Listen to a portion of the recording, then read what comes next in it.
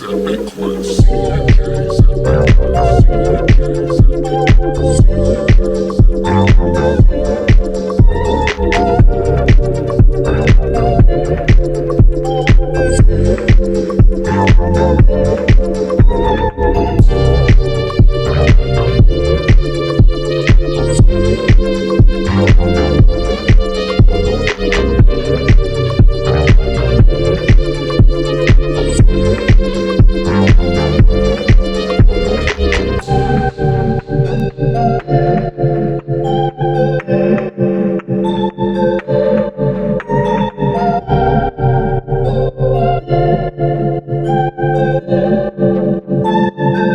CNJ's CNJ's Epic Quest. CNJ's Epic Quest. CNJ's Epic Quest. CNJ's Epic. Hey everybody, welcome back to D&J's Epic Quest. This is Derek Thord with Jarza Arlong.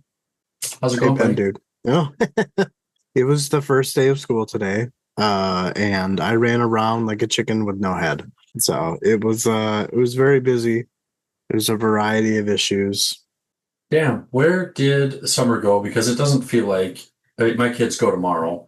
Tomorrow's their first day. Usually they don't start till after Labor Day, but it's different this year for whatever reason. Yeah, it doesn't feel like it's been that long.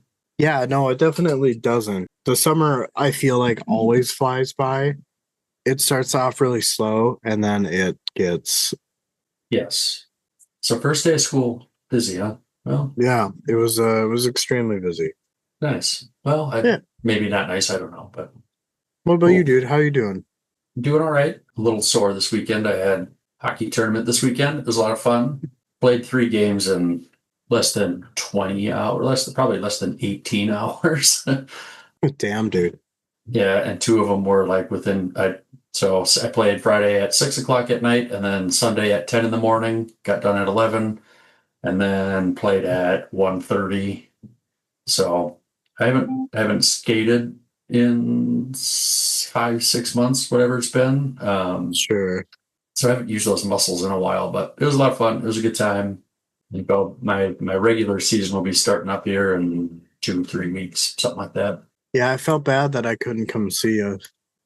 It wasn't a big deal, man. It was just like, I didn't even know you were down. Like, Yeah, I didn't. I usually don't say anything if I know I'm not gonna have time. So. Gotcha. That's fair.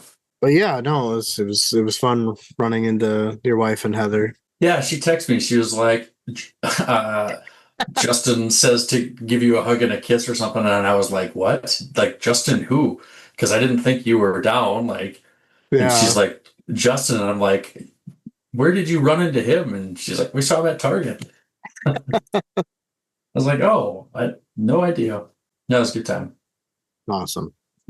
Well, what you say? Should we kick off this very weird chapter?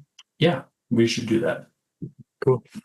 You have the patrons though first. Oh yeah, that's right. I'm so used to, okay. Wow. How long has it been since we've done this? I'm just kidding. Not that long. I know. We're getting there. All right. Rocking off our wonderful chain of dogs. Well, first, we've got Jan the Picker, Luciana Etrigan, Brian the Topological, Damien Face in the Rock, Nate Fiddle Me This, Shield Anvil Dylan, Calvin He Who Witnessed, Livia the Malazan Potato, Aaron Mott Irregular, Scott the Only, Graceless Passion, Dead Smell, Justriant, My Own Genesis, Alex the High Mage, Tyler the Great Raven, The Joyful Union, Tony the Watch, and Steve Bottle Cags. Thank you all so much for following us on our epic quest. Yeah, guys, it's a lot of fun. Yeah, if somebody wants to be number 20, that'd be cool. Yeah, we're one away. Free week out there, and then yeah. But yeah, it's a lot of fun. We got our chat going, interacting with each other and just talking about this, that, whatever. And what the heck was that other thing I made? A shout pipe or something it was called? I don't remember. Oh yeah, I totally forgot about that. Where you can send people record us little messages. Yeah. And you don't have to be a patron to do that. So anybody who's listening, if you just want to yell at us, it's a speak pipe. Speak pipe. So you can go to speakpipe.com/D&J Epic Quest. to find us, and you can send us a little voice message, and maybe we'll play those on the air or something, or if it's a question, we'll address it. But I saw another podcast do it, and I thought it would just kind of be a cool thing to do. Just another way to reach out, that type of thing. So Yeah, absolutely. It would be cool. Put a voice to the name. Jan sent one to test that out. He did that within about probably 2 minutes of the thing being, I posted the link on our Patreon, and it was like single digit minutes, I get a message from Jan, and like, I am not surprised it was you, Jan. Nice. So Nice. You got one from me too. yeah, I did. I don't remember what yours was. Something about pooping, I think, maybe. Yeah. Hmm. I wasn't actually, though. I wasn't actually. You had your left hand up, not your right hand. Scout's honor. All right. I believe you. Okay. All right. Before I read the epigraph, you were talking about this being a weird chapter. And I agree. Yes. It is kind of a weird chapter. But my wife and I have been watching this weird TV show, and I was thinking about it. It kind of reminds me of Malazan. Have you watched Severance? Yes. You have?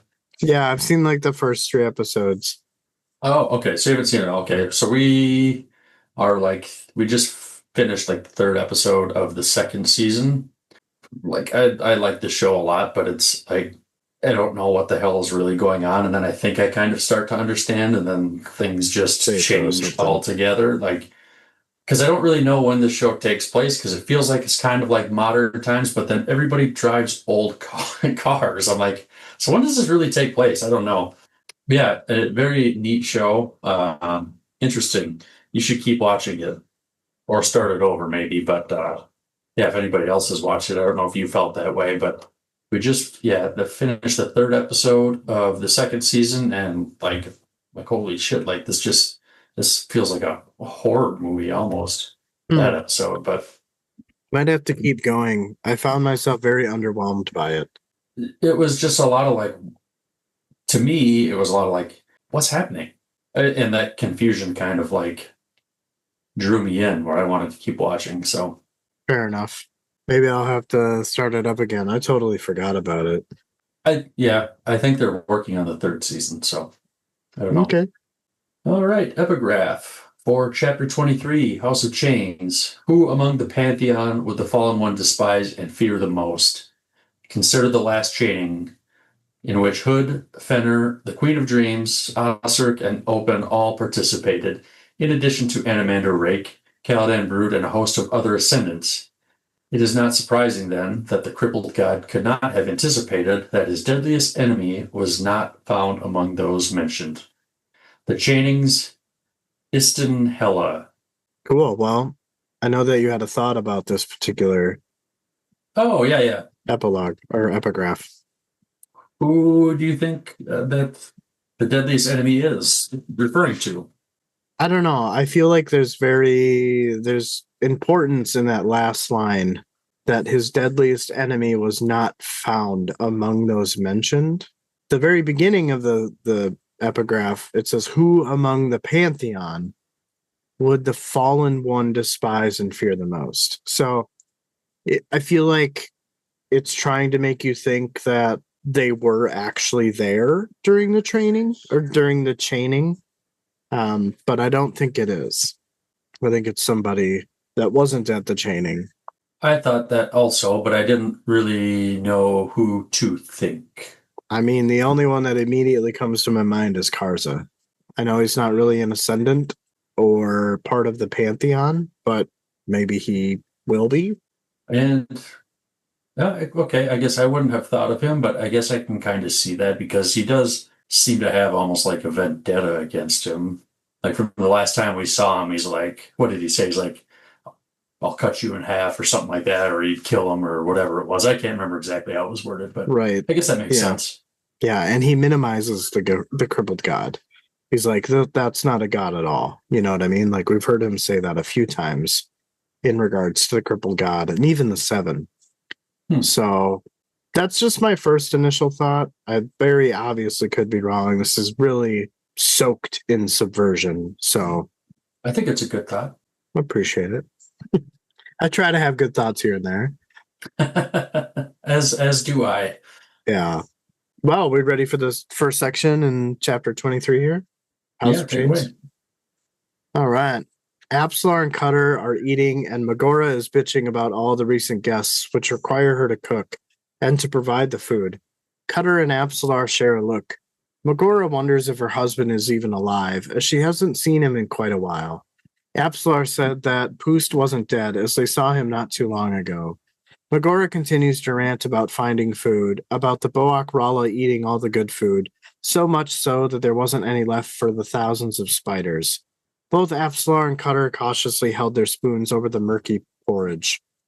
Mogora wondered how long they'd be and continues to complain that if it wasn't the pair of them, it was gods, or demons, and assassins. Cutter straightened after hearing the word assassin. Apsar said that it was Kalam, as he had left marks, as this was something the bridge burners did. Cutter asked how he was back. Apsar shrugged and suggested that it seemed that Quotillion and Shadowthrone had a use for them all. She guessed that Kalam would attempt to kill as many of Shaik's officers as he could. Cutter wonders what Shadowthrone wanted of them as they were sent here. Apsar said that she had no answers for him, as it seemed Shadowthrone wanted more of Cutter than he did of her. Cutter wondered as to the reasons why. Apsalar speculated that she possesses many of Dancer's memories and would not be entirely trustworthy. Cutter said that this was not very encouraging. Poost from the shadows emerged and sniffed the air.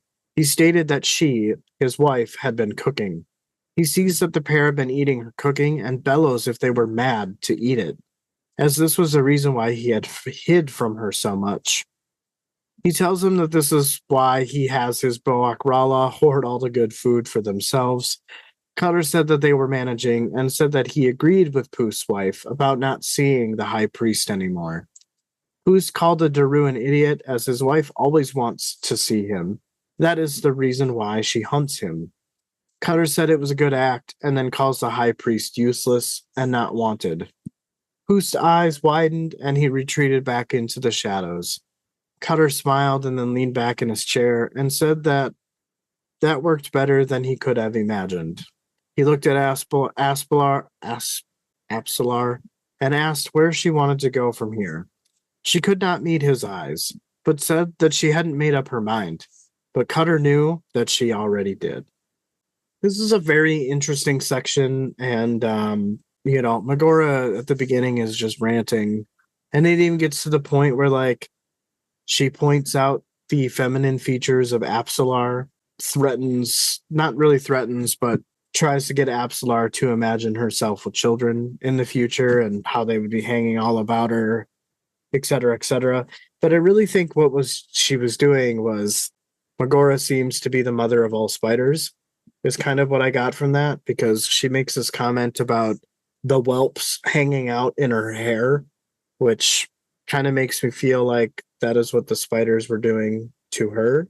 I don't know. It was a very interesting entry into the chapter, but I guess I didn't have a ton of comments because it seemed to be fairly straightforward, or some of the things that kind of come up in here kind of get revealed later on in the chapter. So my first thought was when Mogora is saying or wondered if Poost was dead, and Apsalar said that Poost wasn't dead as they had just seen him. And this whole I don't want to say dichotomy, but this whole thing with Mogora and Poost, like Poost always hiding and Mogora always hunting. I'm wondering if there's maybe significance to them always being apart or avoiding each other, or is it simply just the comic relief? I guess I don't know. It does feel like comic relief, but it also does seem like there's more there too. Right. Yeah. And that's kind of where I'm wondering, what does that mean? I mean, we don't really know much about Mogora outside of that she's a soul taken, right? Or a de-Iver. I can't remember Diver. what it was. Yeah. So She's obviously, many. She is many. she is many, right? I'm gonna go with spiders as she transforms into spiders to look for Poost, but Poost is always hiding in the shadows. It's kind of what I'm getting there. It just seems like a very interesting relationship. Yeah, they are the odd couple for sure. So I'm very curious because it's a reoccurring theme, and that's why as I was reading this section, I was very hung up on like, okay, is there like purpose here, or is it just to be kind of the comic relief? Unless there's something that's really gonna like drive the story, I wonder if we'll really get much of an answer on that. Maybe it's just something where we'll see it as more of the comic relief. I don't know. Maybe, or something will be revealed later on in one of the other books. Yeah, very possible. Yeah. I mean, part of the comic relief, and this leads me to my next thought, is, in Mogora's rant, she talks about how the Boak Rala steal all essentially what is the good food. And then later on, when Poos reveals himself, he's like, ugh, you're eating her stuff? Like, this is the reason why I hide. And this is also the reason why I have my Boak Rala steal all the good food. So it made me chuckle, as it's essentially kind of like the same, not story, but like same subject, but just from two different perspectives. So it made me chuckle. I got you. And then obviously some of these conversations around Apsalar and Cutter. We know that Kalam had visited. We know that the Aptorian, or not Aptorian, but the other demon, what's his name? The Aslan? Aslan, thank you. Started with an A, so I mixed it up. Nope, I We got know, you. yeah. So, and yeah. So it's just one of those things where we know some of the things that they're talking about and conversing about. Also, later on in the chapter, there will be a section where we talk about kind of what is going on between the two. Gotcha. So outside of those two things, I didn't really have a ton of things to say or thoughts, because a lot of that information is info we know or that gets talked about later on. Sure. I got like two things, but Yeah. I didn't get a chance to reread the chapter. I read it, and then as I summarized it, I read it again then. So, like, some of the stuff I didn't remember, like when you're talking about the description, like with the kids hanging off Apsalar and stuff, I forgot about that until you mentioned that, and I was just kind of reminded that this chapter, as odd as it is also fairly explicit at times in probably like ways that we don't generally see or haven't seen so far in this series. Like, I mean, we've seen some pretty terrible things for sure, plenty of violence, plenty of sexual assault, that type of thing, but this was just different. So that kind of caught me off guard. I wasn't expecting that. And I think, like, I know I had some similar tones in one of my sections, and I didn't really summarize that part of it just because it wasn't really needed. Right. I felt. Another thing that surprised me was Cutter, where he really was a pretty big dick here to Boost, where he's like, you're not wanted, you're not needed. And I was like, I didn't really expect that out of him either. And that kind of surprised me too. But then where Boost's eyes go wide, like, to me, all I could see was like a cartoon character when their eyes go wide. Like, that is Yeah. exactly what I saw. And that's kind of makes me wonder, like, is Cutter right? Is he useless? Like, so far, what has been his boostist, his purpose outside of being a host, right? Like, he just kind of seems to be this like transition character that allows for people to end up at his place, and he takes care of them while they recover. I mean, it happened with Icarium and Mappo, right? So, I mean, they were visiting there, Deadhouse Gates, Crocus, Apsalar, all of those guys were there, Fiddler. What is Poos for purpose? And that kind of led me to my first thought is like, is there purpose, or is it simply comic relief? So we'll be paying closer attention, because it keeps coming up. And while it is entertaining, while it is funny, I feel like there's something else behind it. We shall see. So, yeah. All right. Ready for my first section here? Let's do it. All right. The spear was heavy, though flexible for all its solid feeling. Trull thanked Ibragolin for it, even if it was a little small for his fighting style. Trull blew on his hands and rubbed them on his pants, leaning the spear on his shoulder. He told Onrack he could use some furs. It was cold out. There would be snow soon. Onrack said they traveled south. Soon they would reach the tree line, and it would be rain, not snow. Trull said that was even worse. Onrack said their journey would only be a couple of days, and in that time, they will go from tundra to savanna to jungle. Trull asked if they thought they would make it to the first throne before the renegades. Onrack thought so. Talon shouldn't give them any problems, while Chaos should give their enemies some problems since it's never a straight path. Trull said that thought made him nervous. Onrack thought to himself that he felt similarly. He spoke and told Trull that they have bigger problems once they reach the throne. They would need to defend it. Trull muttered to Onrack that they were not trusted. Onrack said this was indeed true, however, they were needed. Trull said it was the least satisfying of alliances. Onrack said it was perhaps the surest, at least until the need passes. They must remain mindful. Trull only grunted. They were silent as they rode south, within Talon. Onrack was able to sense and see the scars of Amto's flak. Rivers of ice had gouged the landscape as they advanced and retreated, leaving broad valleys and smooth bedrock. Eventually, the permafrost gave way to marshland, where trees grew and bugs swarmed. But they were not drawn to the Imus or Trull, though they were a black cloud that hung around. Before too long, the marsh gave way to two domes of bedrock thrust up into the air and created a bridge they traversed. It began to rain. That made the rocks slick. Onrack could hear Trull struggling with his breath and could tell he grew weary, though he never called to ask for a break. He only leaned on his spear more as a staff. Rocks soon turned to forest. The hills smoothed out into flatter ground. Once the rain stopped, Onrack said they would rest here. Ibra was ahead and turned around, asking why. Onrack said food and rest. He may have forgotten that there were those among them with the needs of a mortal. Ibra said he had not forgotten, and Trull told Onrack that was called indifference. After all, he was the least valuable of the war party. Ibra said the renegades would not rest, neither should they. Onrack said in that case, they could walk ahead. Monok Ochum said they would walk together. A short rest would not be a big deal. He also hoped Trull would talk to them. Trull asked what about, and Monok said he wanted to know about Trull's people. What made them kneel before the chained one? Trull said there wasn't an easy answer there. Ibra said he was going hunting. Trull continued saying it was a long story and he was no longer the best one to tell it, in a way the Imus would find useful. Monok asked why. Trull said he was shorn. As far as his people were concerned, Trull no longer existed.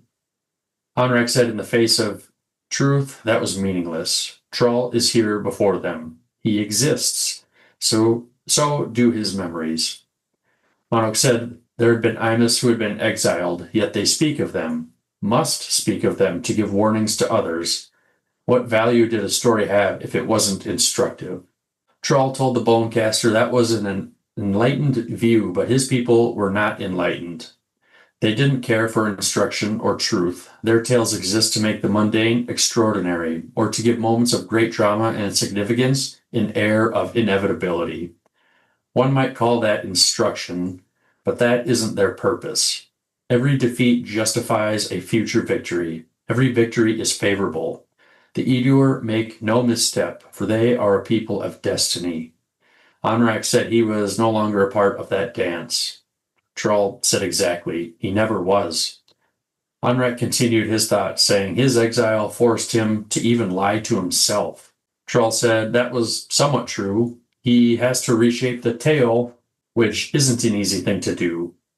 There was much from that time that he didn't understand, at least not while it occurred. Much of the knowledge he possesses didn't come to him until later, until after the shorning. Trull was told to be ready to tell his tale. If there is instruction to be found within it, it is up to those who the story is told to, and he is absolved from any necessity. Monarch grunted and said, "Every story instructs. The teller ignores truth at peril." He told Trull to leave himself out of the story if he must, but the only lesson within is humility. Trull grinned and said not to worry. He wasn't a big player in the story anyways. He would tell the tale of the Teist Edur who lived north of Leather, as they themselves would have told it, with one exception. There would be no making the story bigger than it was. He would be other than the Teist Edur. Monarch said flesh does not lie, so they would not be deceived. Trull said flesh may not lie, but the spirit can. He told the bonecaster to instruct himself in blindness and indifference. He would attempt the same. Monarch asked where he would begin the story. Trull said at the first throne while they waited for the renegades and the Teist Edur allies. Ibra returned with a rabbit, skinned it quickly and threw it at Trull's feet and told him to eat. Onrack moved out of the way while Trull got a fire ready. He looked at Trull and could see the physical effects from the shoring he went through, though they appeared to be nothing compared to the mental effects he had been put through. He realized he had become comfortable in Trull's company. It might have been his steady demeanor. Onrack thought he was a Talan Imus, but just clothed with mortal flesh. They wanted him to resurrect his memories of life and then wonder why he struggles to meet their demands. The failure is theirs, not his. Onrack continued thinking to himself. They speak of those exiled, not to warn, as Monarch has said. No, nothing so noble, but to reaffirm their judgment. It is their refusal to agree that sees them fighting the fiercest war, with time itself, all while the world changes around them. Trull said he would preface his story with a cautionary observation. It concerns nature and its desire to find balance. Onrack thought if he had a soul, it would have been cold as ice right now. Trull continued. Forces and pressures ever in opposition and striving ever towards balance. Though this is beyond the gods, of course, it is the current existence, but no, it is beyond that, for existence itself is opposed by oblivion, a struggle that encompasses all, that defines every island in the abyss, or so he now believes.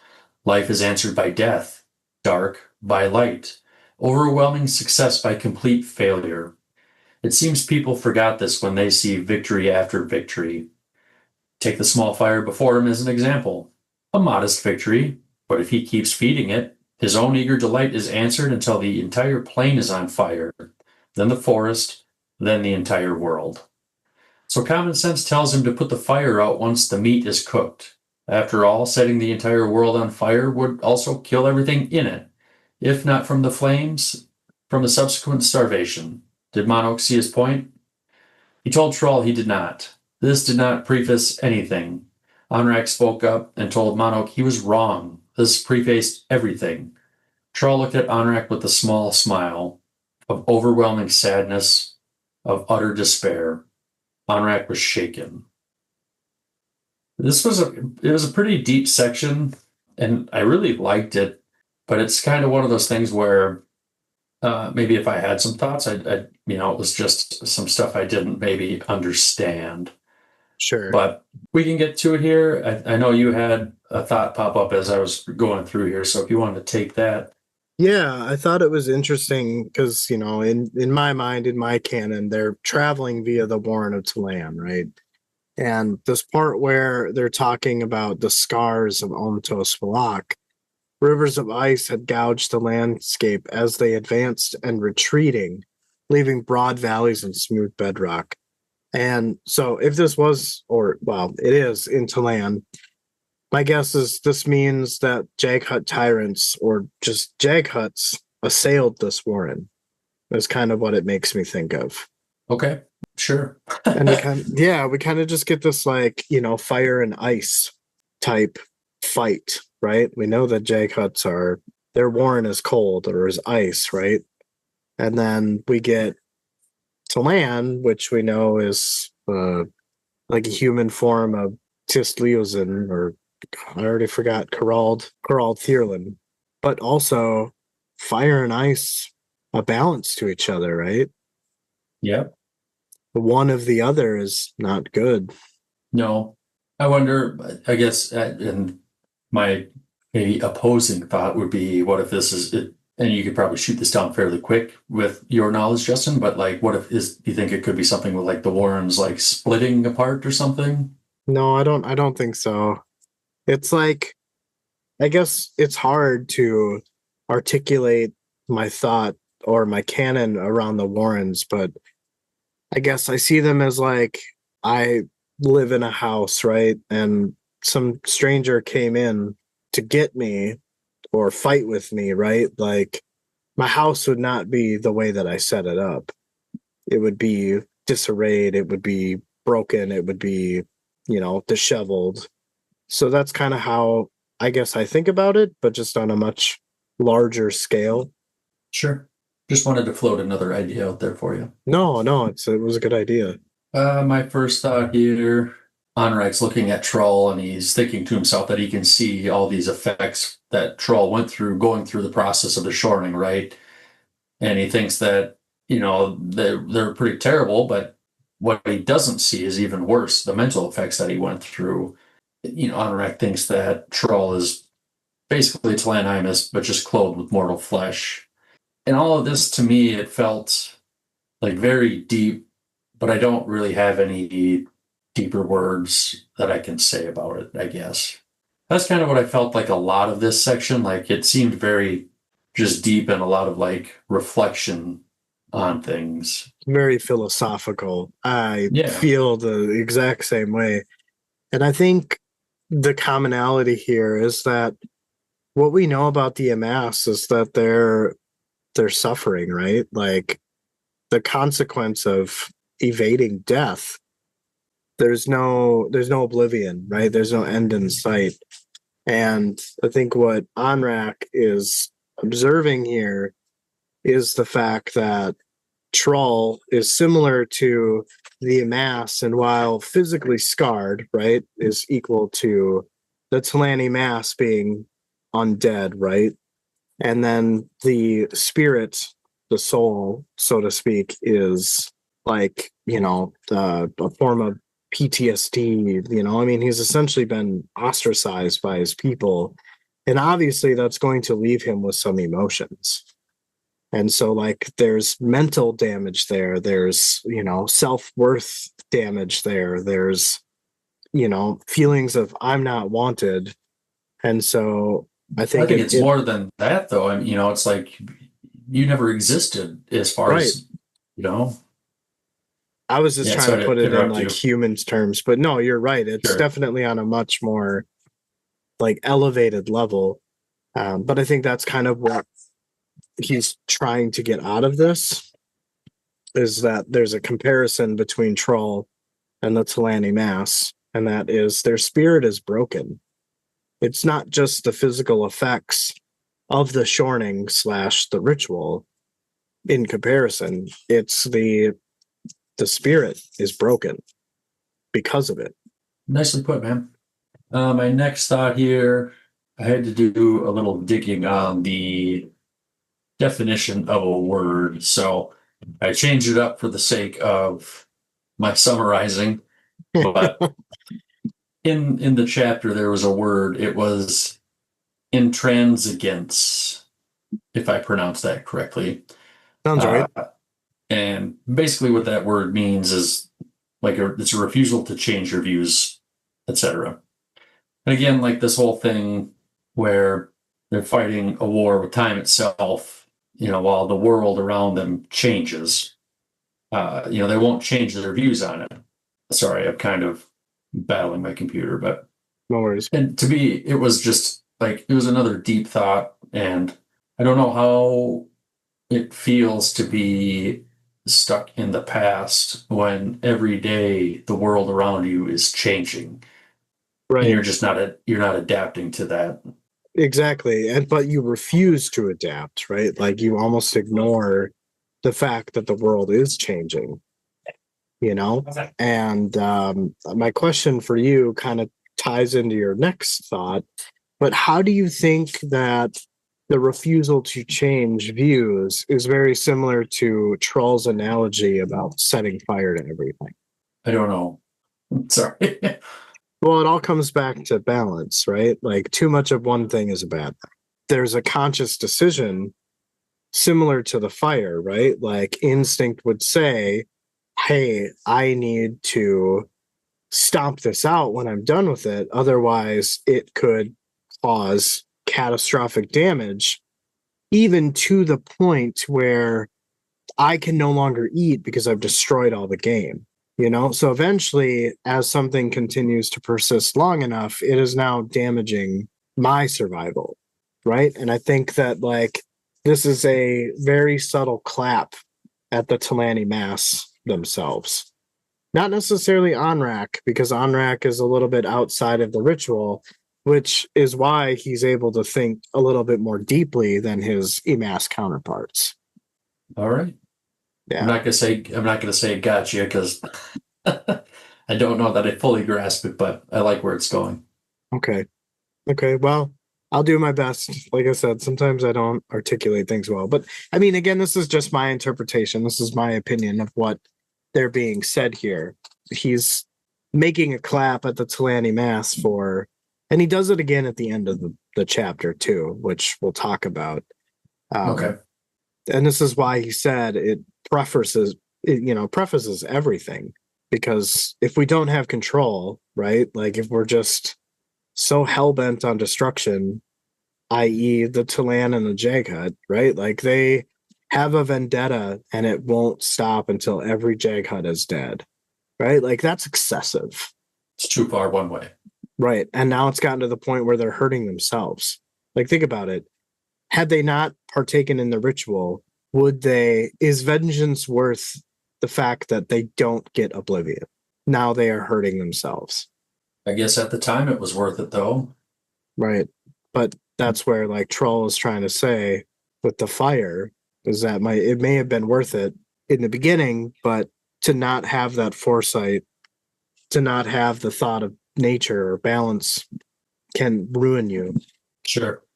So then, as you were saying, my thought here, I did like this part a lot where he's talking about, the fire getting out of control. And actually what I really like, is it's written, life is answered by death, dark by light, overwhelming success by complete failure. And I think there's a couple other things too that I just cut out because we kind of got the point. But all that I really liked, that whole paragraph or two where Trull gives a smile and it's of overwhelming sadness, of utter despair, and Onrack was shaken. I feel like it must take a lot to really get Onrack to that point. And I feel like this all kind of makes sense to me. Like you're talking here, you got to have balance. Yes, you need to have a fire to be able to cook your food, stay warm, whatever, but you can't let it out of control because, then you burn the world down, or maybe in the smaller sense, you burn down your neighborhood type deal, which is still not good. But, and you talked about it some, but I think I'm kind of understanding it, but that is maybe one of those things where I could use your help on. I think it comes down to, in a similar fashion to what I already said, is control, right? Like, yeah, you could totally like let this fire spread, but at one point does it get to the place where you can't snuff it out anymore because it's just so big? Like now your individual efforts are useless. There's nothing you can do to stop this thing that you started. And that type of thing is usually like a pretty fine edge. Like it doesn't take much to get out of control or be out of your control. Right. I think that was all I got for my section. Awesome. Yeah, it was a very philosophical question. And I guess one thing that I'll add that I never anticipated in reading anything throughout this book is that this would be their destination, the first throne. So I didn't see that coming. I'm not like horribly surprised by it. Like it's cool to know that we have a destination, but I never thought that that's where they would be headed. And I'm sure there were tons of hints that this is what they were going to do. I mean, I didn't really think about it at all. So, yeah. All right. Well, should we move on? Yes, sir. All right. Section 3. Ridges in the distance wound their way over the landscape. Pearl and Lostara were headed in the direction of the first ridge. The air was thick with setting dust and sand. The sudden demise of the whirlwind suggested that the adjunct and her army had reached Raraku and were marching towards the oasis. She suspected that there would be a few scouts patrolling the path they approached. Pearl had said that it was now safe to travel during the day. The goddess had drawn inward, saving her power for maybe one last explosive release. A singular purpose locked in rage, and that was a flaw that could be exploited. She smiled and thought to herself that there were no shortage of flaws hereabouts. Their moment of passion was gone, pent-up energies released. Now they could focus on other things. It seemed like Pearlie saw it differently, though. He had tried to hold her hand earlier, and to that gesture she withdrew. The deadly assassin was on the verge of being a love-struck puppy dog, and that thought disgusted her. They were running out of time, food, and water. She thought to herself that Raraku was a hostile land and wasn't holy at all, but cursed. They eventually reached the first ridge and climbed over it. Pearl said that they were close, and beyond would lie the oasis. Lostara asked what they would do then.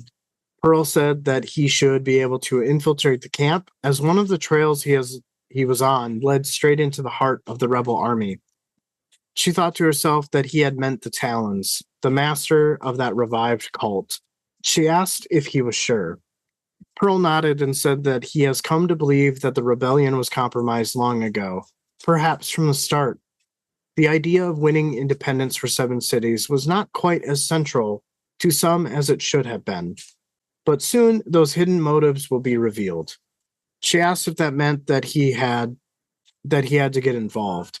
Pearl glanced at her and said that she forgot that he was an agent of the Malazan Empire and he had certain responsibilities. Her eyes found a recognizable object amongst the cobbles. She looked away quickly and asked him if being here wouldn't interfere with missions already underway within the rebel camp. Pearl said that he had no issue playing a supporting role. As long as the role he played wasn't disgraceful, he could live with it. She thought to himself that he was lying. She kneeled down to adjust her shin guards. She got back up, and they made their way to the other side and walked down the rock-studded slope.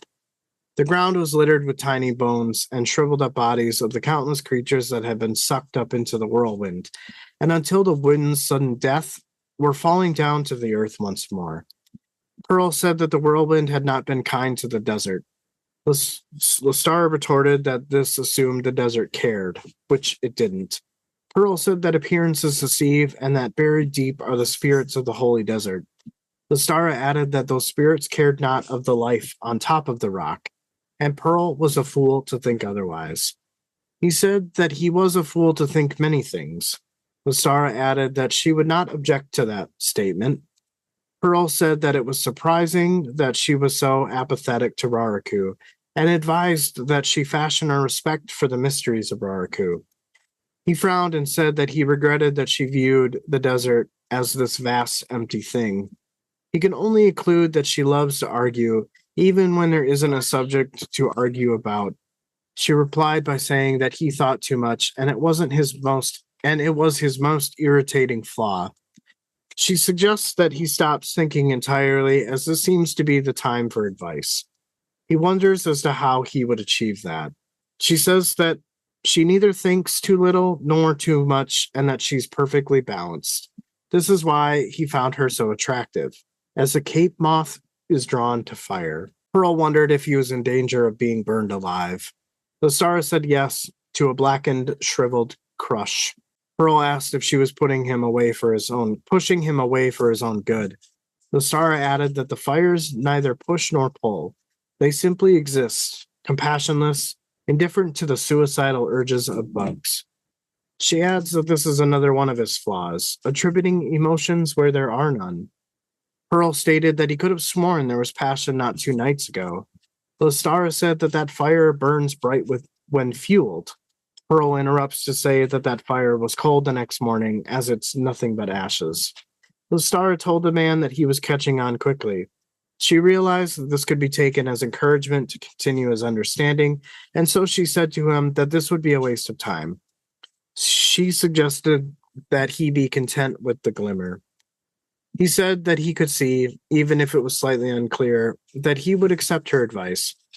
Lostara poked him again with a statement about gullibility being an unattractive flaw. She was impressed when he kept his cool. They approached the last ridge, and as they reached the crest, the claw asked what it was that Lostara had picked up on the first ridge. She thought to herself that he had seen that.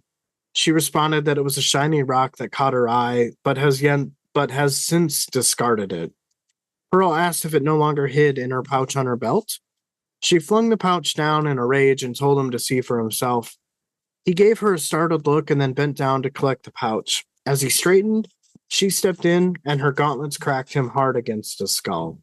He collapsed unconscious, and Lostara called him an idiot. She lifted the man and threw him over her shoulder and headed for the oasis. She carried Pearl down the slope. She was nearing the base when she heard desert warriors off to the right. She crouched down and thumped Pearl to the ground beside her. She saw that the warriors had some Malazan prisoners from the Ashok regiment. She thought to herself that they had been wiped out. The warriors rode into the oasis and out of sight. Lostara observed her surroundings and decided it was ideal for hiding. She made sure Pearl was okay before rolling out his cloak and rolling him on it, then binding and gagging him. As the gloom settled into the basin, she settled and waited. Sometime later, a figure emerged from the shadows. The figure stated that Lostara had come close to cracking Pearl's skull open and asked if it was entirely necessary. She said that she felt it was so, and if he had no faith in that, then why did he recruit her in the first place? Cotillion sighed and said that Pearl wasn't a bad man. Lostara said that he was about to interfere, and she assumed the rope wanted the path to be clear. Cotillion admitted that initially, yes, but he sees a usefulness to Pearl once matters truly unfold. He tells her to make sure to wake him up sometime before tomorrow. Lostara said that she would, but for now she would enjoy her solitude. Cotillion said that he'd leave her to it, and said that he had his own stuff to take care of. Lostara reached into the pouch and tossed the god the object she had found. She told him that she assumed it was Cotillion's. The rope said that it wasn't, but he knew who it belonged to. He tells her that he is pleased and asks if he could keep it. She said that it didn't matter to her. Cotillion said that it shouldn't. Lostara caught amusement in those words and wondered if she had made a mistake in giving him the object. Indeed, it did matter to her. For the present, though, she knew not why. She thought to herself that it was too late and shrugged her shoulders. A swirl of shadows and the rope was gone. Lostara lay back on the stony ground and closed her eyes. All right. What you got for us? A few things in this section. The very first, where there's this comment about the goddess had drawn inward, saving her power for maybe one last explosive release. And to me, this immediately reminded of your theory, seems to be supported by Lostara here. Also, they weren't there to see the whirlwind retreat. So how does she know that the whirlwind did so instead of assuming the whirlwind as being defeated? Oh, interesting. I didn't catch any of that stuff. She wasn't there to see Tavor take out her sword and then the whirlwind just dissipated, right? So Right. how is it that she knows that that's the case and not that the whirlwind was defeated? Maybe we need to put a pin in that. But yes, it does kind of seem that you are correct and that the whirlwind dissipating is merely a feint. Could be. Anyways, I mean, I guess yet to be seen for sure, but Well, right. But yeah, that's I would 100% agree with you. I totally think we'll see that. My next thought is when Lostara smiled and thought to herself that there were no shortage of flaws hereabouts. And these things with flaws seem to have come out of nowhere for Lostara. And it's kind of given me the willies. And is it possible that if Lostara is working with Cotillion, that there's a potential that Cotillion may be working with the crippled god? The only glue that I have with any of that is the whole flaw stuff. It's just her sudden infatuation with flaws. Like the last two times we've seen her or read her, she's talking about flaws. And then even here, she says, I am perfectly balanced. I would disagree. It's interesting. I don't think Cotillion would be working with the crippled god. I don't think so either. But, and like I said, the only glue that I have is the whole flaw part, because that is what the crippled god wants. I know that I had speculated that in a previous chapter, maybe the crippled god will try to recruit Lostara. But if Lostara is working for Cotillion, is that a conflict of interest, or is that companion? I don't know. This comment about the idea of winning independence for seven cities didn't seem to be a central theme to some as it should have been, and that those motives, those hidden motives, will be revealed. This makes me think that I might be right, and that the whirlwind and the rebellion were staged from the start. Maybe you were right. I don't know. I get this ooky feeling about it, and now like Cotillion is definitely involved. But my question is like, does Shadow Throne know about it or does he not? I don't know. My next thought is this object that she finds amongst the cobbles. And I'm just struggling to think of what this could be because it clearly plays a role later on in the section. Oh, I had an idea what it was. Ooh, what is it? Let me hear it. I thought it had to be one of the Aslan diamond things. Oh. That's the only thing I could think of. But didn't he wake all of them up? Maybe for whatever reason this one didn't. I don't know. But it's the only thing I could think of. Interesting. Okay. I guess I would imagine that there might be more to that, but I would imagine that the only one that is further than anybody else is Kalam. So I'm going to assume it's Kalam's, whatever this object is. I could be wrong. I don't really have any evidence to pick apart or point at, but Cotillion does say he knows who it belongs to. I thought Kalam as well. Yeah.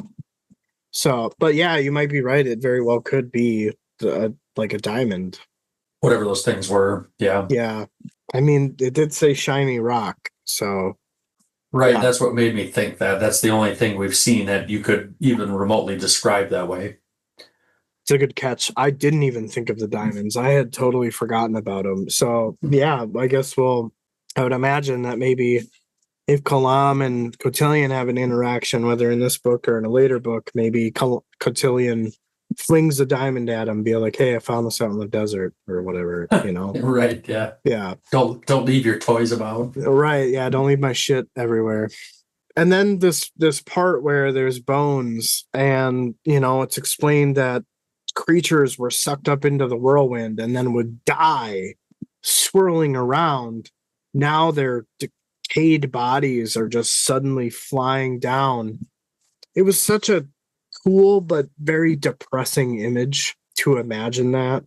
You essentially starve in the whirlwind, if not hit by something else, at high speeds. So just brutal, but it was just so like visionary. It's one of those things that I feel like it's a unnecessary detail almost. But it adds so much. Yeah. Like after I read that, I'm like, holy shit. Like, yeah, that's nuts. Because I wouldn't have thought that there's carcasses falling down from the sky, No, not at all. Right. I didn't. Yeah. Makes so much sense. Yeah. You're right. It does add a lot. This part where Lostara is talking about kind of their relationship, and she's, in my opinion, being a little bitch about it. I'm not really like her point of view, but I get that some people exist like that, and that's a character. This part where she says, that fires neither push nor pull, they simply exist, compassionless, indifferent to the suicidal urges of bugs. Right. And this was just so funny to me, just the way that she says it. I can almost like personify, like human characteristics to bugs being attracted to light and then dying, It felt very, to me, it seemed almost like the opposite of what Trull was talking about. In what way? Tell me more. Just how, like, the way she was saying things didn't line up with the explanations that Trull was giving.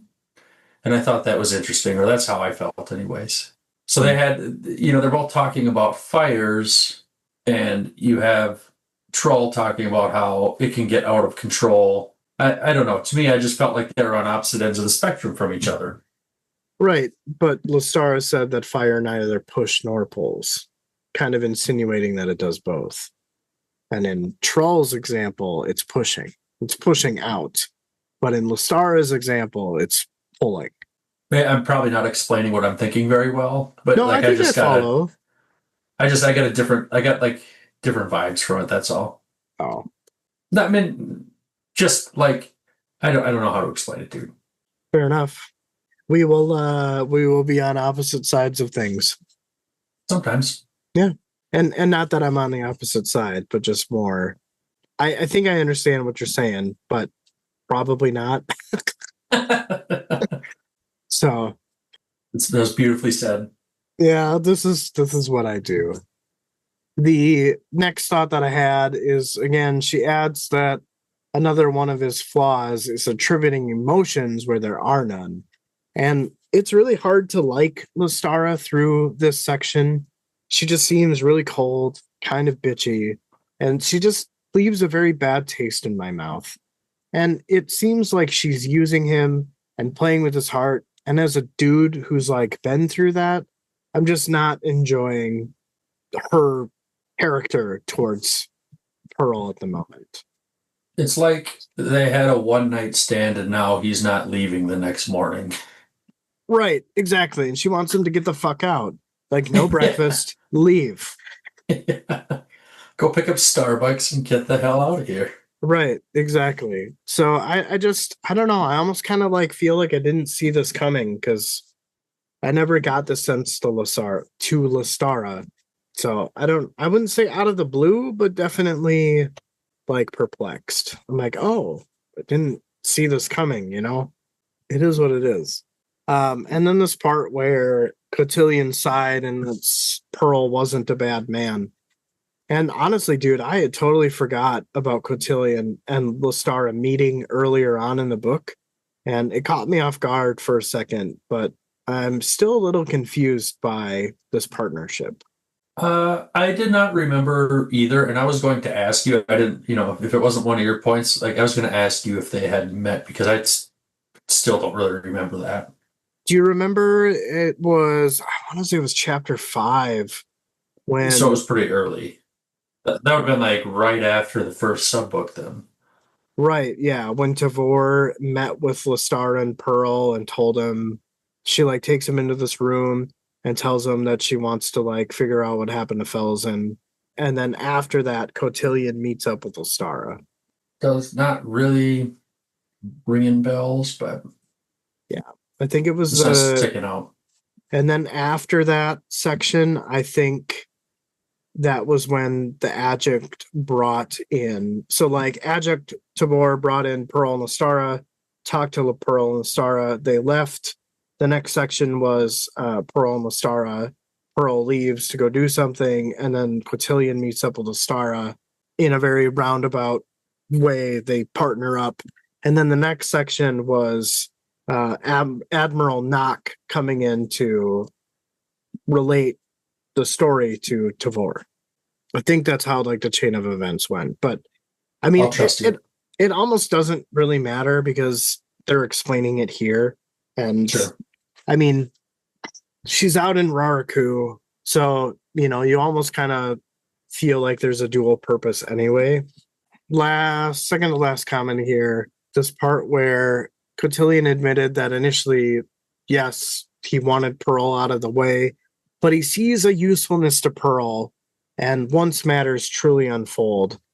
And this makes me think we're a long way away from this yet. And it seems kind of like futuristic in the vein of foreshadowing. But now that I've read the chapter again, I want to say that this has something to do with the Talons. Because earlier on in the book, not earlier on, but in an earlier chapter, and I think it was when Shadow Throne and Cotillion were on Drift of Ollie looking at the body of, I forget her name. The sorceress that died, and they're talking about. It started with an H, didn't it? Yeah, I don't know why that's sticking out, but yeah. But they're talking about how Cotillion wants to get rid of the Talons. So I think that this is what he's talking about, is that once matters truly unfold, I'm interpreting that as once the Talon leader is identified, Pearl could be useful in taking him out or capturing him and taking him to the scene or whatever. Gotcha.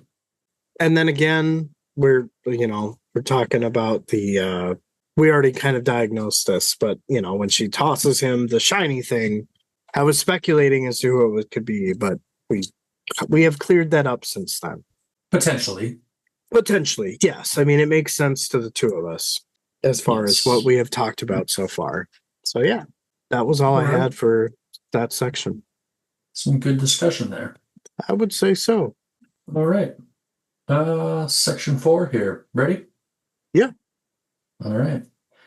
The breeze was warm and Apsalar stood near the window overlooking the gully. Mogora or Poost, they didn't come up here unless they absolutely needed to, like if they were looking for food.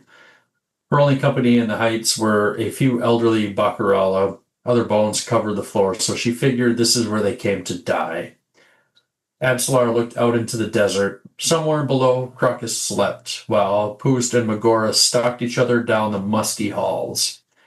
She had never felt so alone, or as she had realized, felt so comfortable with being alone.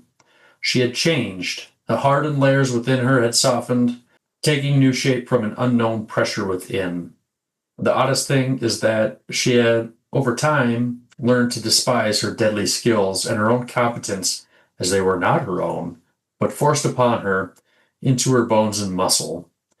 Even with the god not present, she felt like two women, not one.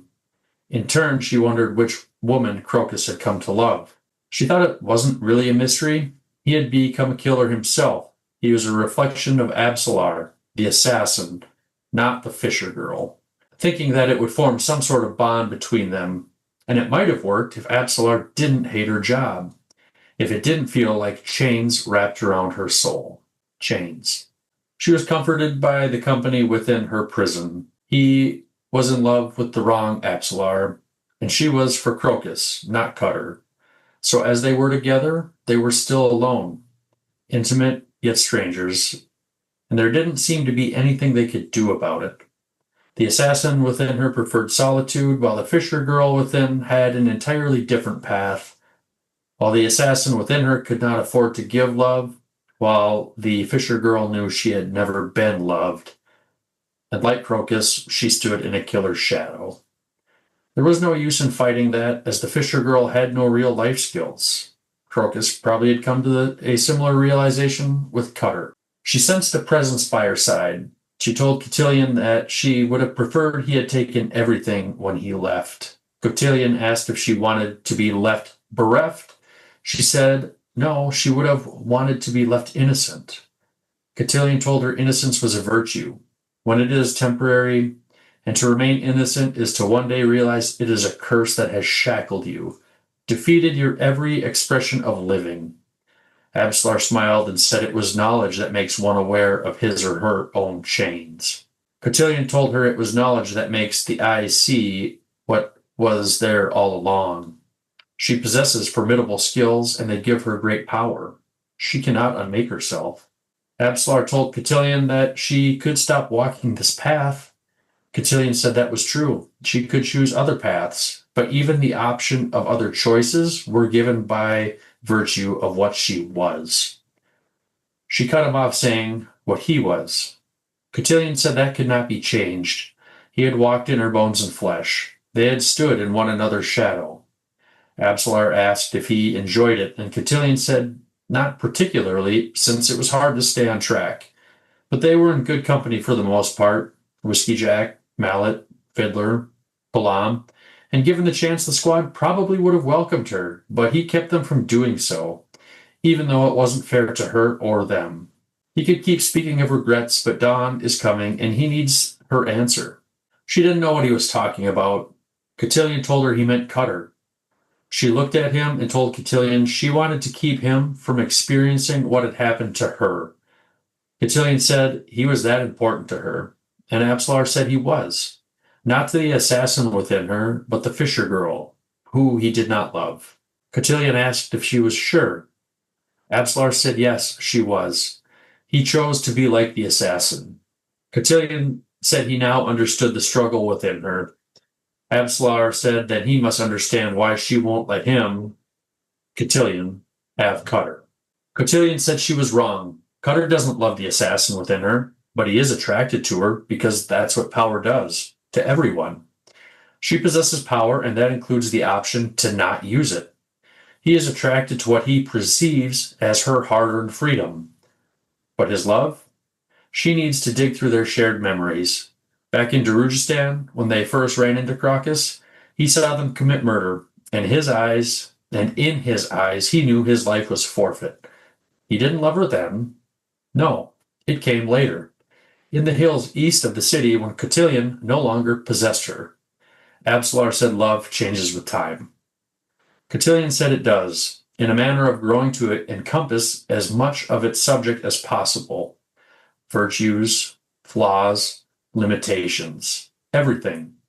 Love touches them all with childlike fascination. She wrapped her arms around herself and said there were 2 women within her.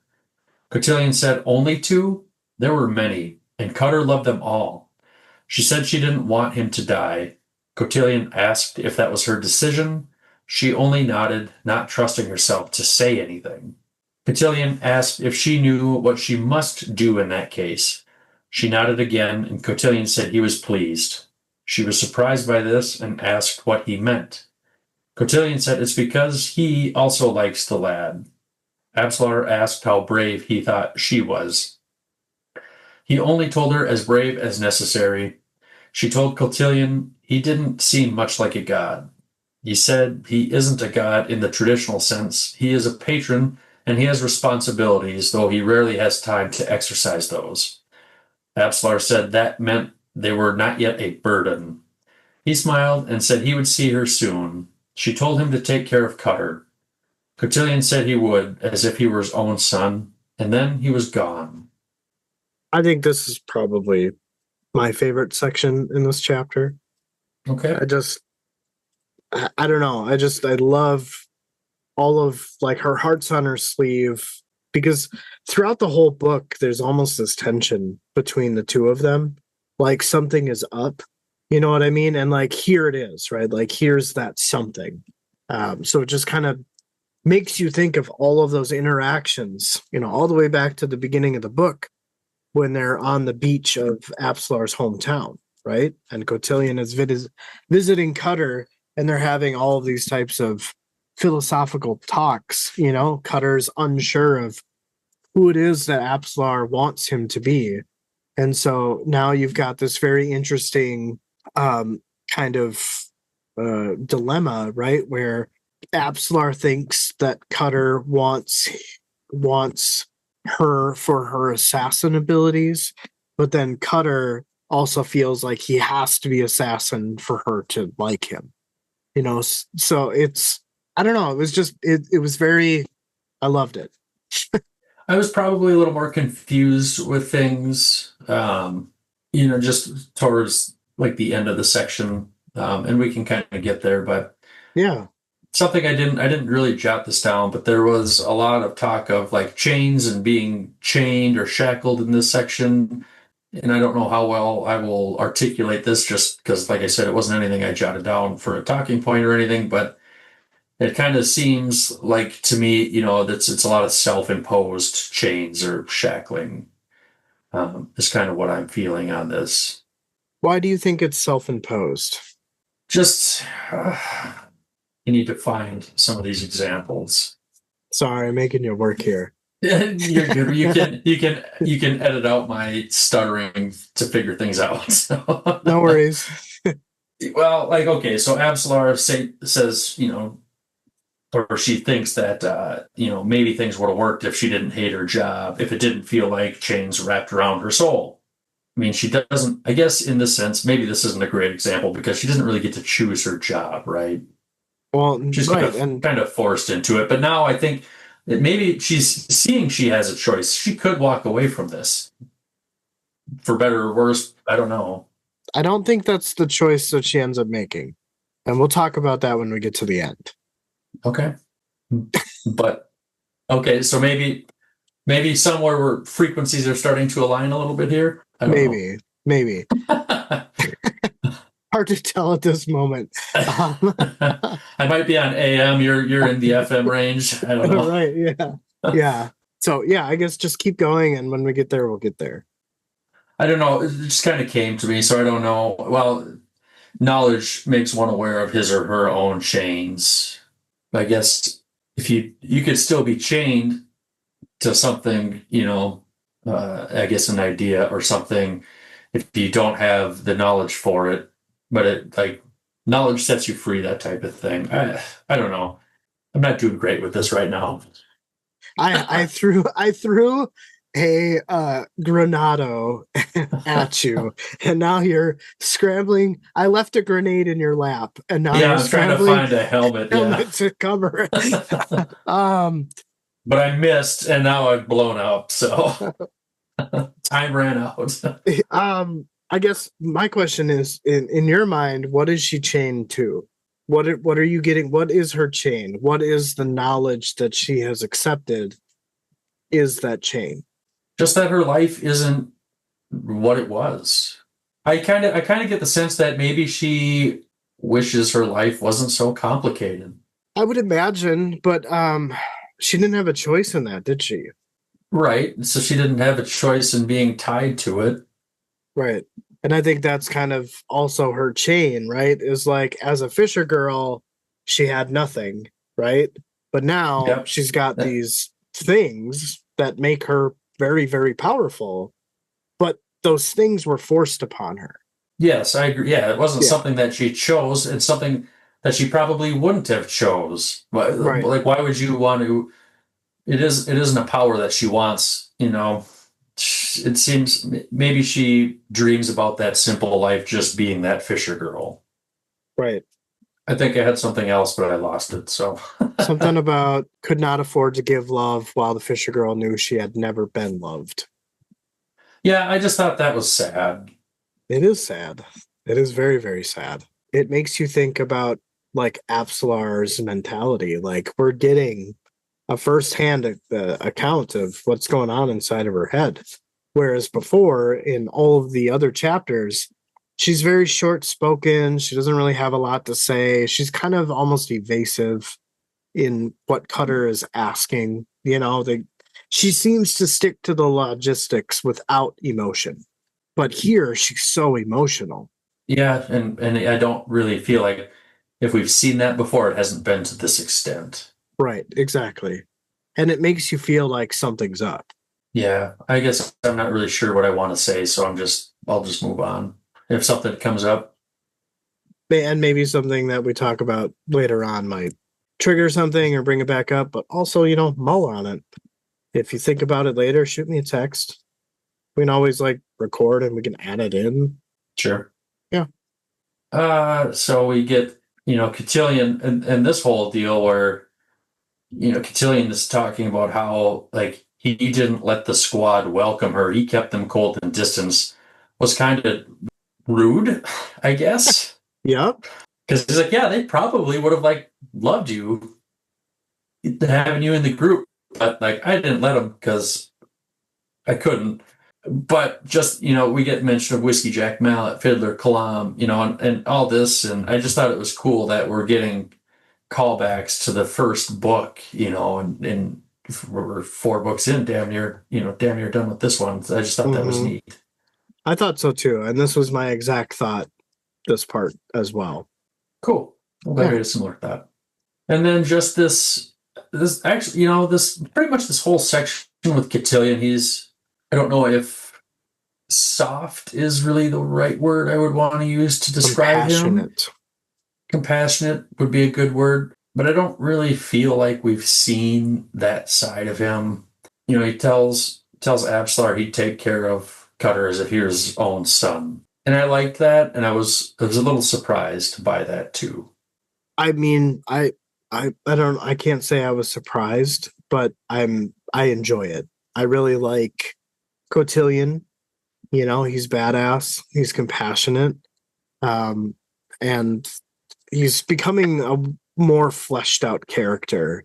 Whereas, like before, he's always been kind of shrouded in mystery. You didn't really know what to expect from him, et cetera, et cetera. And maybe that's just what I was used to. I know he's not quite a god or anything, but just the level that he's at, I kind of expect him to stay maybe more cold and distance and not so, Empathetic. yeah, compassionate towards mortals, right? Yeah. Well, I mean, maybe he remembers what it is like to be mortal. Yeah, could be. So here's where I very well could be wrong, but I feel like it makes sense because you're kind of at the end of the section, you're like, wait, what? You know, but I think what is going on is that when Cotillion is talking to Apsalar, it kind of almost insinuates like where they're talking about how she didn't want him to die. And then Cotillion said it was because he also liked the lad or something like that. Oh, right. Cotillion asked if she knew what she must do. And she nodded again, and Cotillion said he was pleased. And she was surprised by this and asked what he meant. Cotillion said it was because he also liked the lad. And then Apsalar asked how brave he thought she was. And he told her how brave as necessary. So, what I'm interpreting this section as is that Cotillion needs a body to possess. The sense that I get is that he chose Cutter, which kind of goes back to that first section when Apsalar and Cutter are talking about why Cotillion has them there. And she's like, well, it seems like he's probably more interested in you than me. And likely because I possess the memories of Dancer, which is maybe untrustworthy. So I think that Cotillion needs a body. And I think that with her saying, how brave do you think I am? And then he's like, only as brave as necessary. And that Cotillion is like, do you know what you must do in this case? And she nods, right? And Cotillion said he was pleased. So I think what Apsalar is doing is she's making the choice to save Cutter and allow Cotillion to possess her again. And that's why he says, I would treat him as if he was my own son. I was okay. I'm gonna like I didn't know what all that meant at first, and as you started to talk, I started to form an idea, and where I was thinking you were going to go was almost what I thought, with one thing flipped.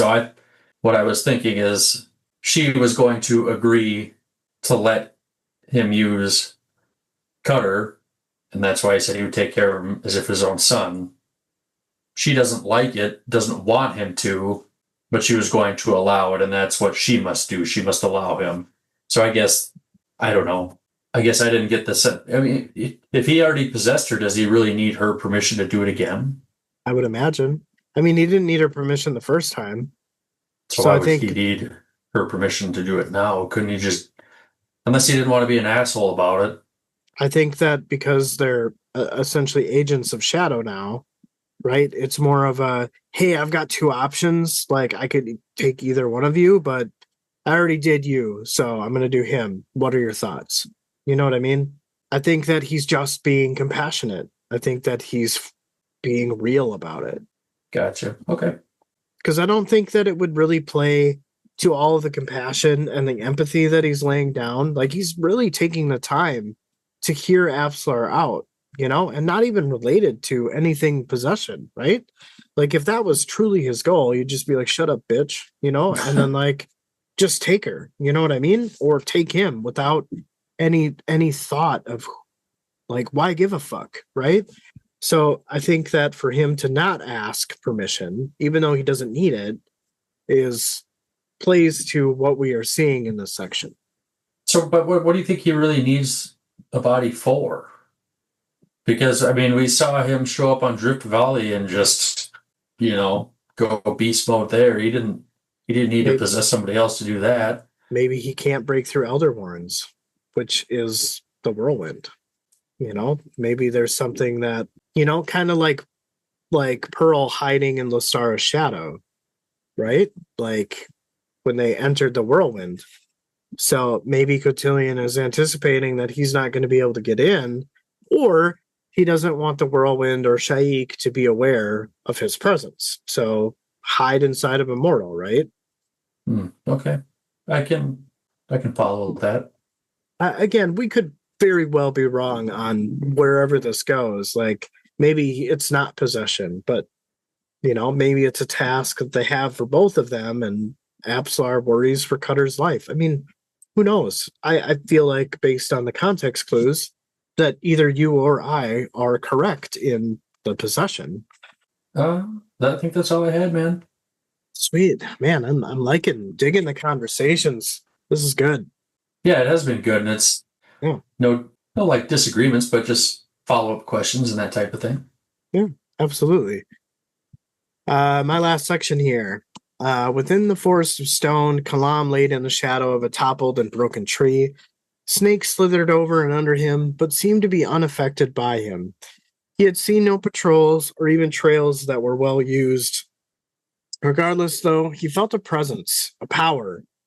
He sensed that it didn't belong in this realm, something demonic about it.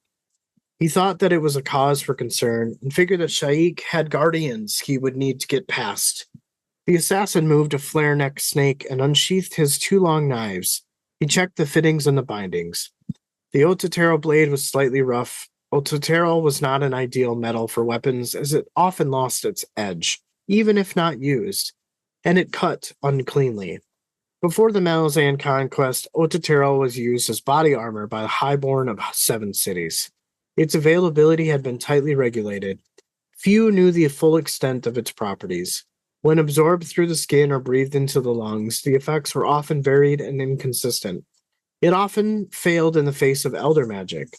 There was another characteristic that he assumed many didn't know, and that was Ototero didn't do well with Moranth munitions. Munitions! Particularly with burners and flamers.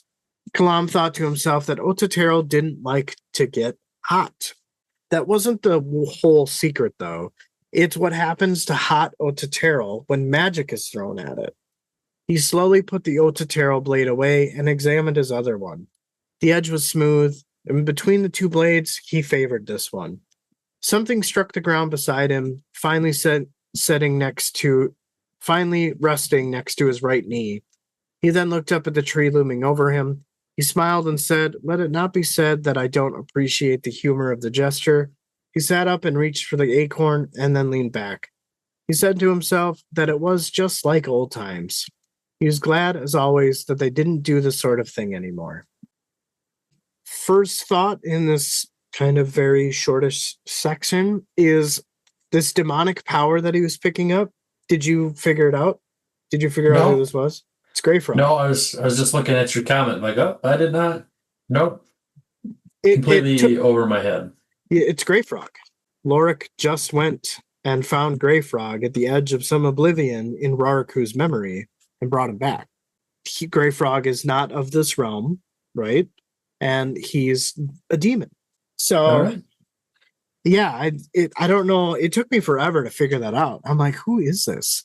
Like, what presence is he feeling? Like, at first I thought it was Raraku, but it's totally Greyfrog. I would put a pie on that. I mean, I have no reason to. I don't have any thoughts of how or why I would disagree with that. So, oh, I know. I'm just like, that's how confident you are. Confident I am in that is that I would take a pie on it. Next thought, when this part where Ototero, what happens to it when it's hot and magic is thrown at it, and just got me thinking. So Ototero repels magic or numbs its effects unless it's elder. So you think that hot Ototero maybe fires it back, like cold iron absorbs, hot iron lashes back. Also, if that's true, then it's interesting how there's some parallels between Ototero and the concept of hot and cold iron. Because if you're hot iron and it lashes back, you're striking with vengeance. But if you're cold, you're kind of absorbing it, you're calculating it, you're like scanning the field. I guess I kind of imagine that it maybe just amplified the explosion or something. Yeah. But I like what you're thinking. I guess we'll have to wait and see. I mean, obviously, this is, we're getting more world building around Otatero. So we know that it does something funny when sorcery is thrown at it while it's hot. So, and that's just kind of made me think that, like, if it's cold, it blocks, right? Like, it doesn't allow. And so, therefore, maybe pushes back that sorcery, like a mirror onto whoever's, I don't know. Also, this end with the acorn, like, I have no fucking idea what this is about. Do you? Not a clue. I hate to be the quick bend guy, but I mean, we know Telemandus is an acorn, so maybe, like, I don't know.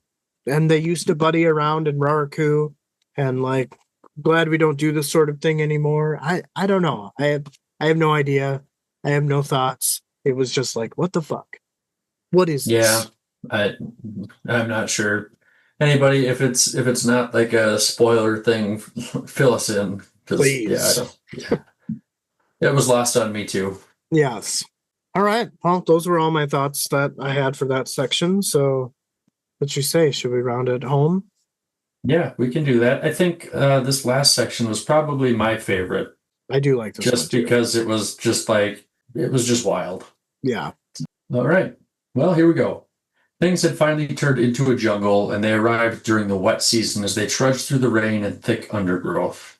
Animals they never saw fled ahead of them, and they eventually found a game trail that was going the same direction they were, so their pace increased. Trull asked if this was their natural habitat since they all wore furs. Onrack said this was true. They were a cold weather people, but this region does exist within their memories. Before the Imus, they were another people, older and wilder. They dwelt where it was warmer. They were known as the Eris. Enclave survived into their time, the time captured within this warren. Trull asked if they lived in jungles such as this. Onrack said usually on the edges, more often in the surrounding savannas. They worked with it. They worked with stone, but with less skill than them. Trull asked if there were bonecasters among them. Monok Ocham said all of the eras were bonecasters. They were the first to carry the spark of awareness, the first to be so gifted by the spirits.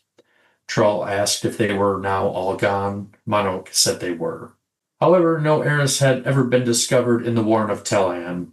After a few moments, Trull asked Onrack if they were close. He said they were. Trull asked if they would return to their world.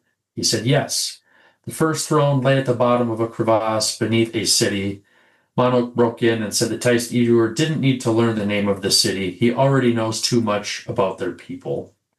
Trull said what he knows about them hardly qualifies as knowledge. He knows they prefer to kill to negotiations, and they don't hesitate to kill gods when the opportunity arises. They also prefer to clean up their own messes. However, this particular mess is too big now, and they are probably too proud to admit that. And the first throne? Trull wasn't super interested in learning its location, and he likely isn't going to survive the encounter with the renegade kin. Monok agreed. Trull added that Monok would probably make sure that he didn't survive, and Monok said nothing. Onrack thought to himself that he would protect Trull. Monok and Ibra might know this, and they may strike at him first. That's what he would do anyways. The trail opened to a clearing filled with bones. Onrack figured countless beasts had been dragged here by leopards or hyenas. The air smelled of rotten flesh and was filled with flies. Monok said the Eras didn't fashion holy sites, but they understood that death gathered in some places, while life was only a memory. Such places they would bring their own dead. Power gathered in lairs.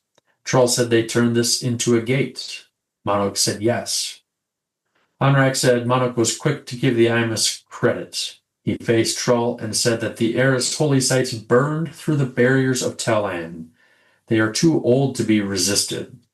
Trull said they told him their sanctity was born of death. Are they hoods? Trull was told no, hood did not exist then. They are strictly death aspected. Like the book said before, power comes in layers. Stone shaped into tools, air shaped by the throat, minds that discovered. Faint as flickering fires in the sky, the recognition of oblivion, of an end, to life and love.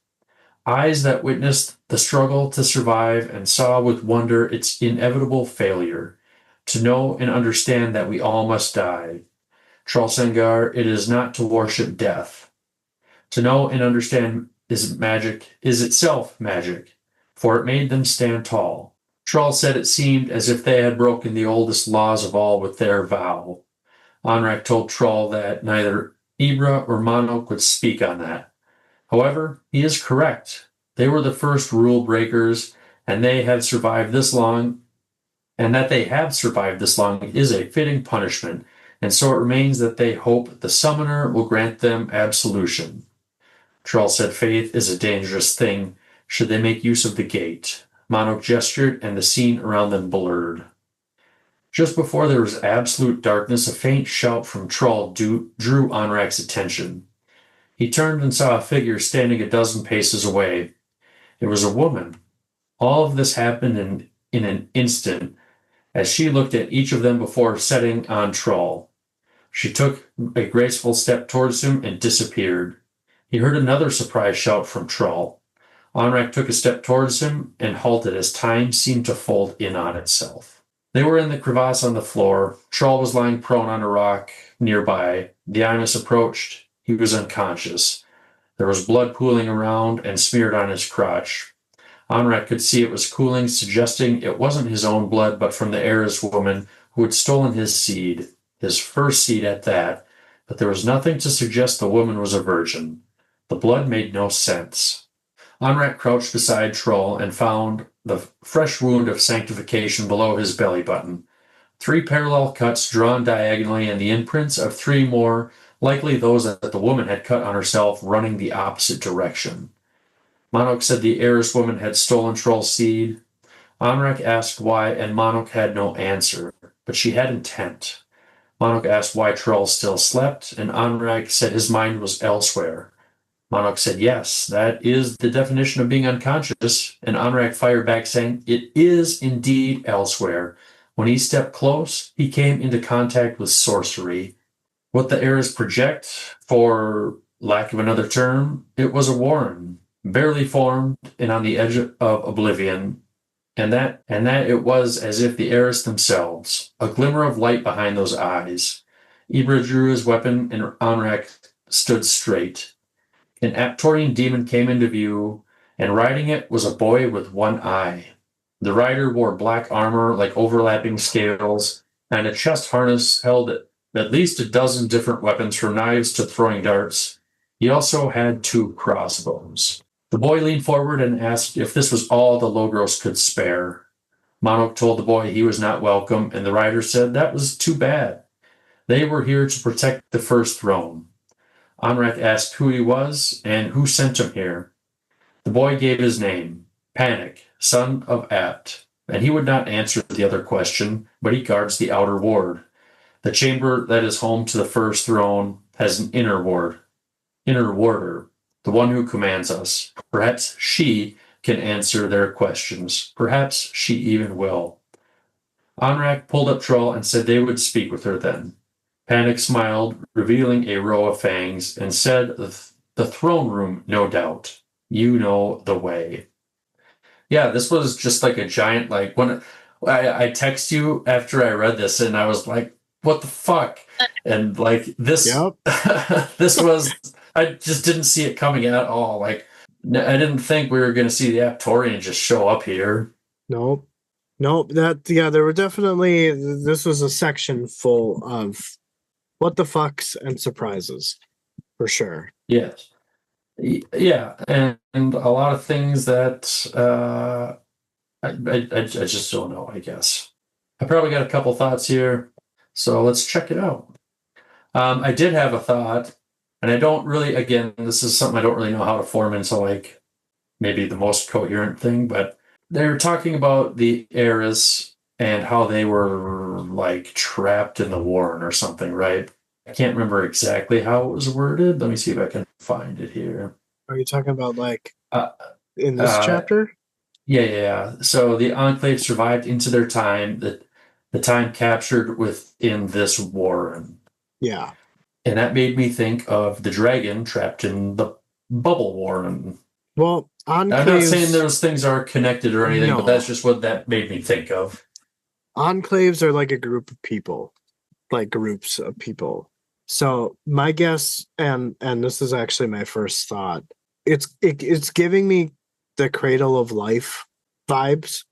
You have the Eries, right, who essentially migrate to other areas of the world or of the country or wherever they are. And one of them is one of those enclaves or those groups eventually became the Amass, right? So they move from a warmer climate to a colder climate, thus becoming or evolving into the Amass. Is kind of like the way that I envision it. So that's why there is memory of them in Talan, in the Talan Warren, is because they essentially derive from a small group of Ares. But dude, just think like how freaking old they have to be. Well, I think it was, I don't remember what chapter it was, but I was talking about like a Pangea, right? That was not long ago. Yeah, I think that was actually chapter 21, which, so yeah, that's kind of the vibe that I'm getting, or like even, kind of like a the Bering land bridge between, Sure. Asia and Alaska, or Russia and Alaska. So, something that has to do with migration. Gotcha. Yeah. Yeah, that I can see that. I mean, it definitely felt like I got a sense of how ancient, how far back this went. But these must be the people that we saw with Lorik when he found his dad, right? Like that's got to be, where they were with the hounds and the Kachin Shamal and all that. It's got to Yep. be. And the body Lorik found that was like headless. Yeah. Yeah. So it's kind of cool to get an answer, or I guess a perceived answer, pretty quick. Yeah. And then they find this clearing filled with bones, and Onrack's thinking, oh, it must be like leopards or hyenas. Do you think that's what it really was, or do you think it was hounds? I honestly think Or maybe it's neither. it says dragged there by leopards or hyenas, but I mean, later on we find out that because wasn't this something that the Eris did as like a spiritual site or something like that? Or am I not understanding that correctly? Oh, well, yeah, it said that they kind of like collected their dead, right? Right. Yeah. So it kind of made me think that like this was some type of primitive holy site of some kind. So I don't know if it was necessarily, I don't know if they're speculating by saying it was leopards or hyenas, but I think it was the Ares just bringing dead things to, or yeah, it could have very well been leopards or hyenas. Maybe it was like a den at one time, and the their kills, their bones were just sitting there, and the Ares stumbled upon them and decided like, oh, well, this is bad. This is the opposite of life. So yeah, let's worship this. I don't know. My next thought here, Troll said the Eris holy sites burned through the barriers of Telan. And like, what the hell does that like? I don't really understand how that works, because I mean, these holy sites have to like predate the Warrens, right? Like, it just doesn't make sense to me. I don't get it.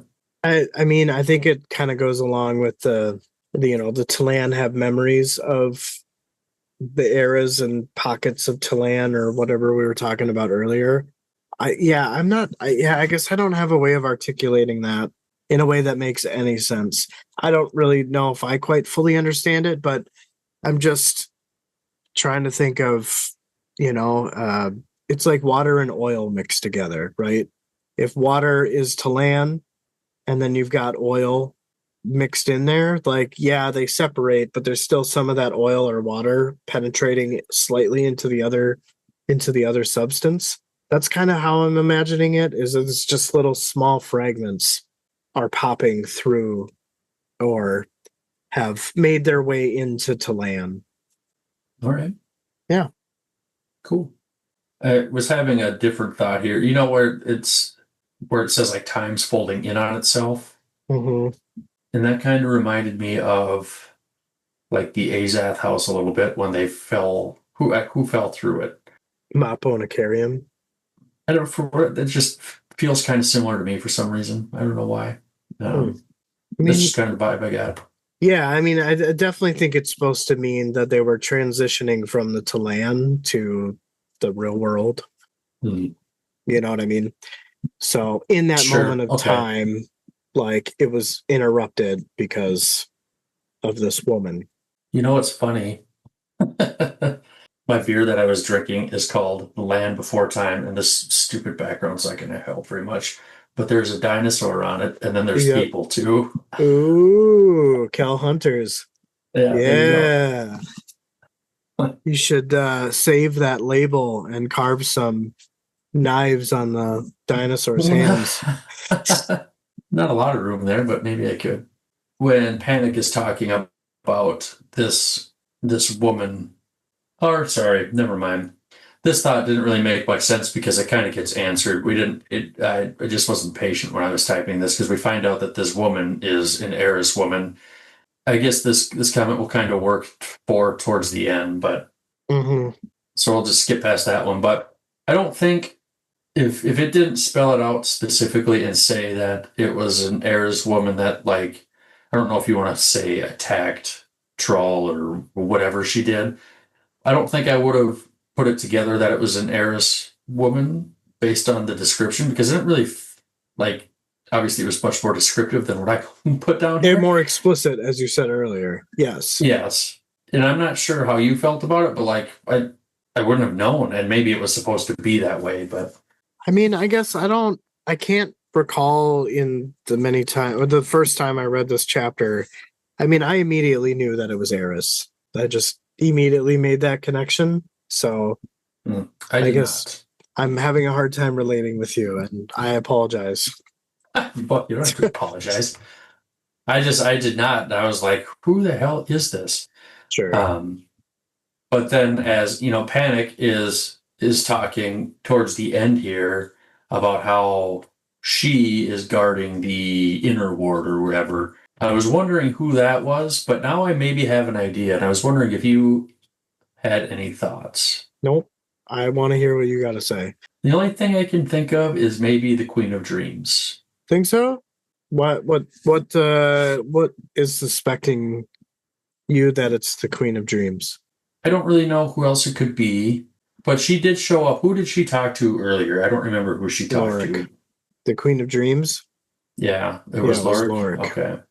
And I don't really remember what their conversation entailed, but His father. I guess it's not like a super strong feeling, but that's just, I guess that's the only thought I really have. Sure. I'm definitely just as curious about it as you are. My only thought is that if she commands Panic and the Aptorian, but we know that the Aptorian are Shadow Throne, my guess is that she's also working under Shadow Throne. But also that kind of makes me think, are they protecting it? Well, they are protecting it because that means that Kellenved no longer sits on that seat because he died.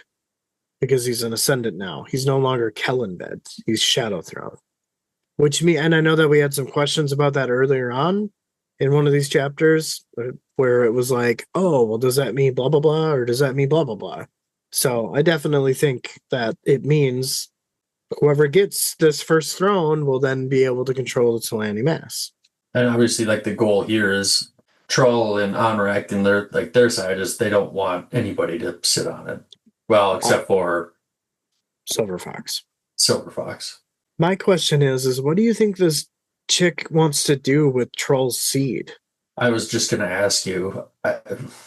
I can only assume that it has something to do with Trull being a virgin, right? Like that may be something that the heiress hold near and dear, right? Like as a a culture that like worships purity, maybe, or saving yourself or marriage, or I don't know. I'm having this is not anything I've thought about before, but I'm going to go a little different direction Cool, than you. let's do it. So it said, like when she appears, it says that she looked at each of them. I mean, it all happened in an instant, but she looked at all of them and then settled on Trull. Mm-hmm. Well, what's the difference between Trull and the Imus? Outside of flesh and bone. That's just it. He's flesh, blood, bone, blood. Like he can procreate. Right. Maybe maybe this chick is like the last one, and she needs to. I don't know if she's like feeling she needs to like reproduce or something. But Bring the Onrack, species back. sure, Onrack observes though that she has definitely there are signs on her body that are very explicit that she has given birth before, and that she That has doesn't mean they're still breastfed. alive. No, you're right. I mean, if there's one, there's got to be more. And Onrack, even in this section, when Trull asks Monarch or Ibra if the eras still exist, and they're like, no, they don't. But then in Onrack's head, he's like, no, that's not entirely true. So, Yeah, I didn't summarize that right. but yeah. So I would imagine that if there's one, there's definitely more. And I almost get the sense that they're on the edge of going extinct. However, it was described, whether they were on the edge of oblivion or whatever. It kind of makes me go back to the Gray Frog scene where he's dying. He's at the edge of oblivion.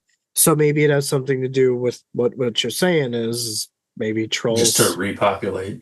seed is to bring him back from the brink of extinction, maybe. How? I don't know. I mean, right. what are you going to do with Tist-Eater sperm, Make a weird baby. Yeah, I guess. Yeah, maybe. But yeah, I'm excited to move on. I am definitely ready to read chapter 24 because I know after that is 25 and then the home stretch. So I mean, we're so on the home close. stretch. I wonder if we're going to get the start of the battle. Maybe it is 2 chapters long, or maybe it's just one. Maybe there's a little bit more setup he's got to do. I have no idea where this is going to go. Like, I got nothing. It's there. Like, I'm on the verge, literally. Yeah. I'm on the edge of my seat as to where this could go. Right. Yeah, and I think this chapter was like 30 pages also. Yep. Something like that. I think the next one is about 30 pages, yeah. Cool. Yeah, because I think it goes to 292 and we're on 922 and we're on like 891 or something like that. Right. Yeah, man. It was probably one of the oddest chapters out of the book that we've read so far, I would think. I would say so too. Yes, this was definitely odd, and it's clear to me that he's introducing something new. Like, that's exactly what this feels like, is that he's introducing something new. Well, maybe not new, but maybe there's been some hints throughout the books towards this. Yes, it's definitely something new. We haven't seen it before. Yeah. No, but I'm excited to see where it goes. So looking forward to reading this next chapter as well. Me too. Well, I haven't eaten dinner yet, so my stomach's like, you fucking bitch. Well, you should go eat. Yeah, we'll have to read and we'll figure out when we're going to record next. It is August 25th, and we will be on the Nostalgic Dragons channel on Saturday, the 30th, at sometime. Don't know if it'll be a live stream or recorded and then put out later, but so that will probably be out before this episode is, so check that out if you haven't. I'm sure it was a great time, though it hasn't happened yet. Right. It will be a great time. Yeah, it will. So I don't think I've got anything else. I've got nothing either. It was a good episode. For sure, man. Well, enjoy your dinner, and I don't know if I'll get a chance to read this tonight or not, but if you do, give me your non-spoiler thoughts. For sure, dude. As always. Alrighty. Take it easy, bud. Later, dude. Bye. Bye.